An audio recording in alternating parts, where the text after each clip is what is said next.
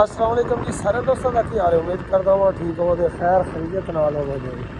असी एमरजेंसी जरूरी काम हाफजाबाद जाना पै गया। असी पहुँच गए कोट कातर बस क्योंकि जल्दी की वजह तो ठीक है व्लॉग बनाना अगे पर कुत्ता सन है जलील कर चलो एक बार तो गैप बाद रोड सी खाली तो मोटरसाइकिल सी मंडिया शहर एक छोटा सारा पीरियड काम पै गया। इस वजह तो जाना जरूरी पै गया। तो मीहर ही अपनी ड्रमी लैके धार नूं लगे जाते हैं क्योंकि धार कढ़नी है तो काम करना है। चौधरी कोट कातर बस निकलने सारी एक फारचूनर पाई गई विच टोटियां दे खलोती आई।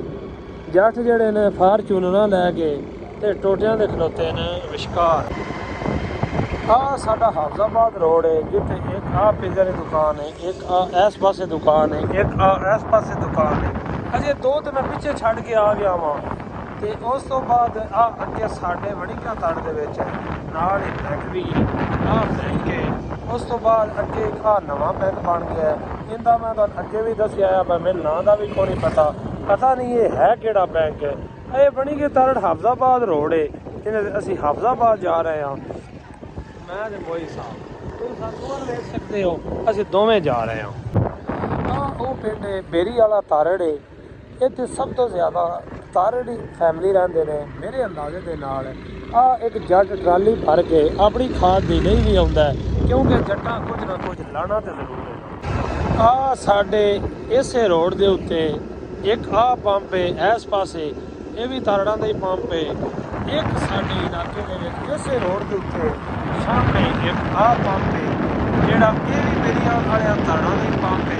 उसके तो बाद नाल ही साई मुझे भी सुनाने पैन सारा निज़ाम इत्थे ही होंदा है क्योंकि इत्थे आया सैलाब इत्थे खुशहाल। उसके बाद एक नाल होर पंप है ये अमजद फिल्म स्टेशन है वेंदे पे हो। इस रोड के उत्ते जट अपने तवे लैके ते मुंडी की कणक की तैयारी कर रहे हैं। मुंडी वढ़ा के ते कणक दी तैयारियां दे विच मसरूफ हो गए हैं। मैं कहना जट्टो बिल्कुल कणक गड्ढो ही ना हो क्योंकि गड्ढन का फायदा कोई नहीं रेट को नहीं एवं पिछले ट्रैक्टर छोड़न डड़े हो। इतने होर कोई मुंडी सुकती है देखो मुंडी शाइनिंग वाली सोहनी यार हुण तो मुंडियां वेखिया सन भी हकीकत गल है खुशी होती है यार मुंडियां वेखो मुल्क दियां लेकिन मुंडियां दियां मरीज उन्होंने रिश्ता किने जाना।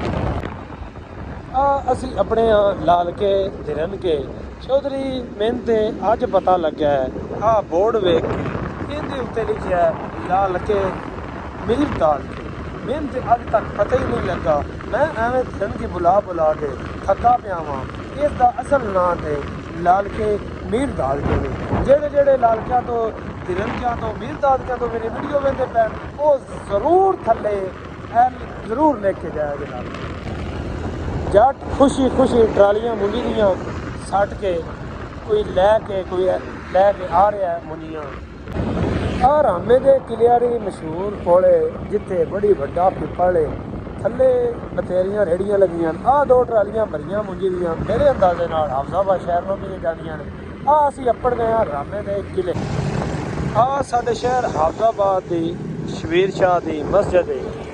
इतों ही साडे हाफजाबाद का पता लगता है कि असी हाफजाबाद शहर के विच अंडर हो गए हैं। जेड़े यार सा निक्के मोटे काम नूं असी लईए मुका वसदे रहो सजनों। अस्सलाम वालेकुम। जिंदगी रही तो बाकी गल्लां फिर होंदियां।